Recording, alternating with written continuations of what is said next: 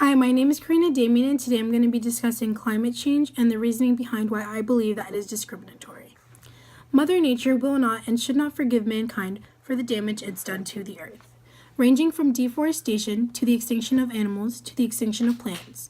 The earth has been worn out and is at wit's end, all to the grace of humans. As shameful as it is, humans as a species have only always looked out for themselves and for their loved ones. According to Charles Darwin, eat or be eaten. As time has gone on, humans have felt more and more entitled to the earth and to its body, as if it was meant for us, as if its inhabitants were meant to be our resources. Trees are used for writing, animals are used for testing, plants are used for experimenting. Factories are being built and cars are being abused. Plastic is being dumped and pollution is being practiced. At what point will humans finally realize that they are tarnishing the earth? An experiment is illustrated in the documentary Chasing Ice, in which glaciers of Iceland, Greenland, Alaska, and many other areas are recorded. Over time, these glaciers cease to exist or are so far along melted that they are unrecognizable. The melting of these glaciers surely affect the ecosystem as a whole, but most importantly argues for the legitimacy of climate change, since many still seem to believe that it is a hoax.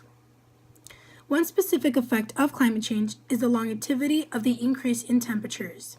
According to NASA's Global Climate Change website, March of 2017 and February of 2017 have been the second warmest March and February in 137 years. While this may seem like a mere fact, the effects of these peaks in heat are catastrophic. The decrease in clean water, a necessity used to drink, cook, clean, wash, bathe, etc., has decreased the living standards of many. To many, the significant drop of levels of water may only serve as a slight inconvenience directed towards their leisure time. However, in areas such as the desert, in which water is extremely scarce, levels of water dropping so dramatically, such as those in Clulane Lake, could be fatal. Climate change, although does indeed affect the entire planet, affects some people more intensely than others. For many, climate change is something that can be temporarily put on the back burner.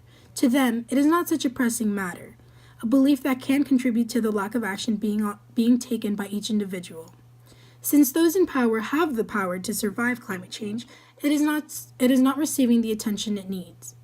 However, those that have to walk miles each day in the blazing sun, carrying buckets weighing tons, in order to simply keep their loved ones alive, deserve to be respected as humans.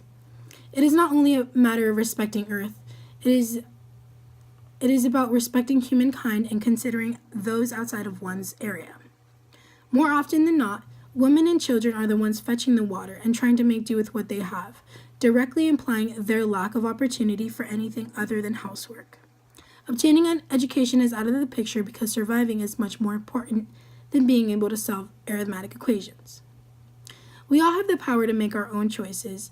We all have the power to walk an extra 3 steps to throw away our trash or to drive to the nearest recycling center to turn in our cans and bottles. With each decision we make, especially now in times of high alert concerning our planet, we must take into consideration the consequences of our actions and not have such a strict Darwinistic ideal. We only have one home, and there are no second chances when it comes to destroying a whole planet. What can we do to help the Earth? And in turn, what can we do to help ourselves?